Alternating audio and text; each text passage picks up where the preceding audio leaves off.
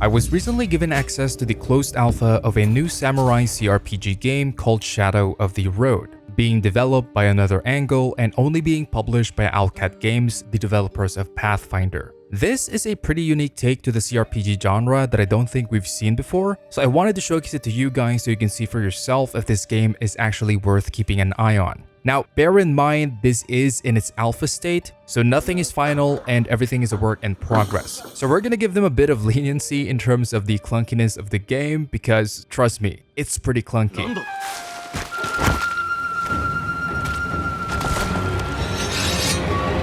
Shadow of the Road launches in open alpha right when this video is uploaded, so without further ado, let's dive into the game.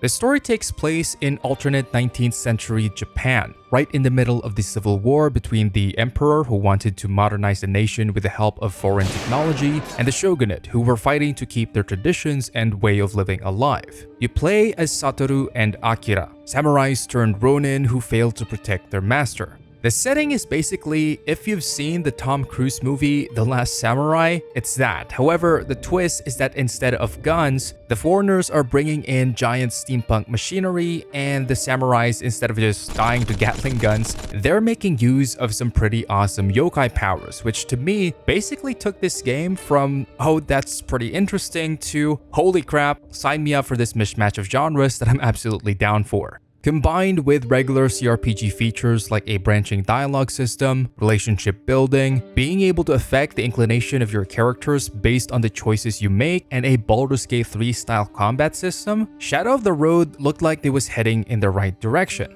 Unfortunately, there's still a lot to work on to make this up to standards, so we'll discuss those in each of these sections, starting with the combat system. Shadow of the Road uses a tactical turn-based combat system with tile-based movement. You can't create your own character like in other games, but you do play a wide variety of set characters with their own backgrounds, storylines, and different types of playstyles. The first two characters that we meet is number 1, Satoru, who plays like a proper samurai, wielding his katana to devastate enemies with flurries of slashes and death blows. And the other one is Akira, who's a range type with a bow. We'll talk more about the other characters later, but for now, what I want to highlight is the first combat encounter.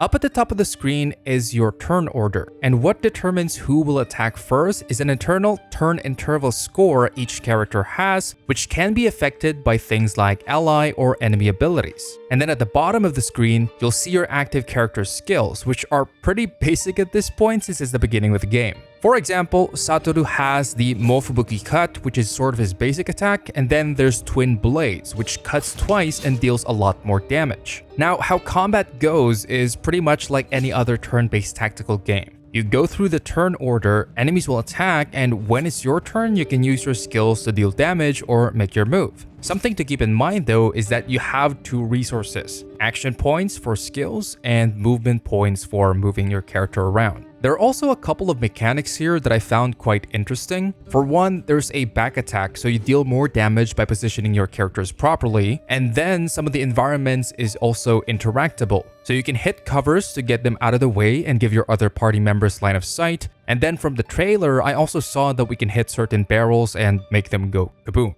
There's also delayed attacks, which are basically charge attacks to deal more damage if successfully executed, but those can be broken with the break mechanic if you hit them before they launch the attack, which rewards you with bonus AP, allowing you to unleash extra moves in the same turn. Lastly, there's shifting, which is probably the most interesting combat mechanic so far. Certain skills can move the player characters as well as the enemies back and forth in the turn order, so the flow of the combat, once you start fighting enemies that can shift you back in the turn order, turns into who can take a dominant position on the map, and can you properly utilize your own shifting skill to negate the enemies. Funny thing is, in the tutorial section, I actually died once because even though the enemy was only dealing like 2 damage at a time, he just kept pushing my character back in the turn order and running away, while my other character was dealing with his goons. And that kiting ended up just chipping away at my health. Of course, you also have abilities that can turn the tide in your favor, like for example, Satoru's Leader's Call ability, which pushes all your allies forward in the turn, allowing you to attack way earlier and sometimes even attack multiple times before your enemy. This is what you're supposed to do here to win the fight, but I was being stupid and playing brain dead, so pro tip, try not to get kited to death. So far, I like the idea of the combat in this game. It's pretty bare bones at this point, but you can already see what the combat loop is like and how they separate themselves from other CRPGs with the constant shifting of the turn order. We get more combat encounters later, but for now, let's move on to the second play area that we had access to in the alpha.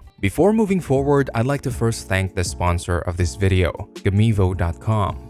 Do you want cheaper games? Little low on the gaming budget because you got bills to pay? Well, I've got you covered. GAMIVO is an online platform for gamers where you can get your favorite games at the best prices. They've got a huge selection for all of the major platforms, and not only that, but aside from cheaper games, they've kindly prepared a 5% discount code for the viewers of the channel.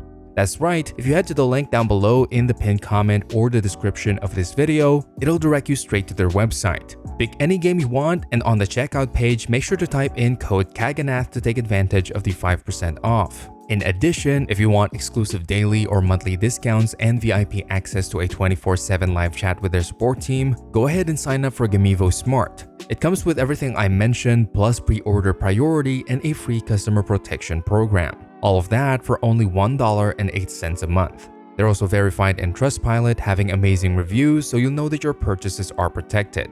So if you want to get your favorite games at discounted prices and support this channel at the same time, head on over there with the link down below and make sure not to miss out on the 5% discount with code Kaganath. Let's get back to the video. In this part of the game, they basically give us a taste of what the gameplay is like outside of combat, and this is actually pretty solid. The tile-based movement is removed, and you can freely explore the area and go where you want. There's stuff to loot here that's off the beaten path, so seeing what's around corners seems to be worth it, and we even get a taste of the questing feature. Early in the level, we saw this little yokai, and following its footsteps led us to a whole colony of them, as well as a dead merchant who seemed to have unalived himself. One thing that I like about the game is how immediately, even in the first half before we had the first combat encounter, the game shows you that the choices you make in dialogue actually affects your character's inclination. Satoru, depending on the choices you make, can be led down the path of either a ronin or a samurai. And the best example is this merchant quest. If you find this cart, you can decide to loot it or not, and depending on your choices, Satoru will be pushed towards certain paths. And these paths, based on what we currently know, will affect things like character abilities in combat as well as the story. Same goes for your other characters, of course. Just to show you another example, here's Akira threatening one of the guards, and that pushed him towards the cold-blooded path. Since we're talking about the characters anyway, this would be a great place to mention the two other characters that we get to use in the current version of the game. Aside from Satoru and Akira, there's also Ishida, who's this tower of a man that not only deals insane damage and stun, but he can actually ram people and move them to different tiles. Lastly, there was Asuke, who is the only person so far that has yokai powers, which is a little bit sad because that was one of the main hooks for me, but it is in the alpha state, so the yokai abilities are not implemented as of yet. But yeah, Asuke can use her hair to deal medium range attacks, she can stab, she can also shift individual allies in the turn order, which makes her a pretty good utility character. Now again, based on what we know, eventually these characters will unlock their own yokai transformation powers, but unfortunately we don't have access to that feature as of yet. We did get a little bit of a teaser though via the skill tree, and I know it's just a bunch of question marks right now, but if you look at the bottom, there's a line that symbolizes which path you're pushing the character on. Left are the samurai skills and right for the ronin ones. Now I'm assuming that the middle is for the yokai powers because if you zoom in close, you can see that this path is locked. So we'll probably have to do a quest or progress the story before we unlock those abilities.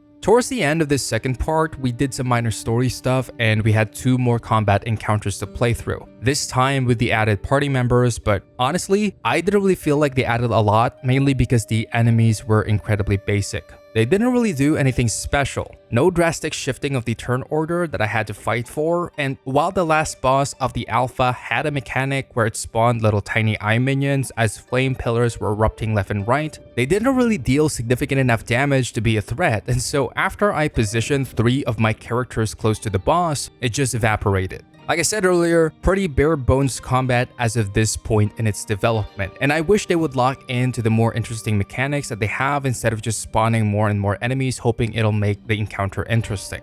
Other features that I didn't really get to explore but are going to be in the game are things like the relationship system, basically allowing you to increase the relationship between each of the characters, although I'm not sure what the benefit of that is going to be, probably story stuff. And then from the description of the game, it seems like we'll also get branching stories. Decisions we make in the game will change character storylines and basically will be able to shape who they become, aside from potentially changing the course of history, because in the real world, the shogunate and therefore the samurais were defeated and Japan was modernized. So we might be able to get an ending where Japan stayed under the power of the shogunate, and this time with awesome yokai powers. Now, let's discuss the things I didn't like about the Shadow of the Road Alpha. There's quite a bit of them, but keep in mind the game is in development, so hopefully this feedback will help them achieve the game's full potential. First of all, I hate the UI in this game. It just doesn't fit the vibe that the game is going for, not to mention the fact that it's not very intuitive. But let's discuss it one by one. Font choices in the game are horrendous. I'm not a designer by any means, but come on, this just doesn't fit a Samurai Magic Steampunk game. The dialogue box and therefore the dialogue text is too small for some reason, and it reminded me of the terrible dialogue boxes from RPG Maker games, and this same problem extends throughout all the UI elements. Everything is so far apart and so small that my eyes are traveling the 7 seas every time I want to look at, for example, my resources, to the turn order, to ending my turn. And that's another thing. The turn order just looks ugly and overwhelming to me. You can't see who's who at a glance since everybody looks the same. The general theme of the UI is that it feels like I have to look for things instead of them being properly indicated, so that the player's eyes will naturally be guided and they'll know where to look. This is especially egregious in combat, where I'm not sure sometimes which ability I'm using, who I'm targeting, and what I can even do with my skills. Ishida's ram skill, for example, had such terrible indicators that I thought it was bugged. But no, I just had to pick which tile I wanted to ram the enemies to. Little things like that really make the game feel clunky to play, and I'm not even mentioning the rough animations. Next thing I didn't like was the dialogue. The CRPG genre's bread and butter are great storytelling and immersive dialogue, and none of those are in the game just yet. Or at least from the dialogue that we've seen, it didn't really convey the message that this was going to be a well-written adventure. But at least this is one of the easiest ones to fix. Just please, hire a good writer. Lastly, performance issues, especially towards the end of the game during the boss fight. I was dropping down to below 30 frames sometimes, but again, alpha state, it is what it is, I understand. There's a couple more small nitpicky ones, but those are quite easy to fix, so just to lay it all out, voice acting is pretty bad. Seemed like the actors were getting terrible directions leading to inconsistent tone. Then in some cutscenes, the voice acting would be in Japanese, and in the next it would be in English. And it would not match the subtitle on the screen. Like, come on, just update the subtitles to match the voiceover. Such an opportunity to restore the honor. But who is the boy? All in all, I like the game. The combat has some pretty solid foundations, and while the skills are pretty basic at this point, they can absolutely design puzzle-like encounters that will really test the player's strategic positioning and use of resources. Does it have the potential to be as good as other CRPGs in the market though? For that, I'm a bit pessimistic. This game is coming from an indie studio, so that's the expectation people should play this game with. I do feel like it can carve a small piece for itself if it can polish up the game, add way more skills and interactability with the environment, add more interesting fights, and of course a banger story. Hit that like and subscribe button if you want to see more, and also thank you to our Patreon supporters for continuously supporting the channel. I'll see you guys next time. Bye bye.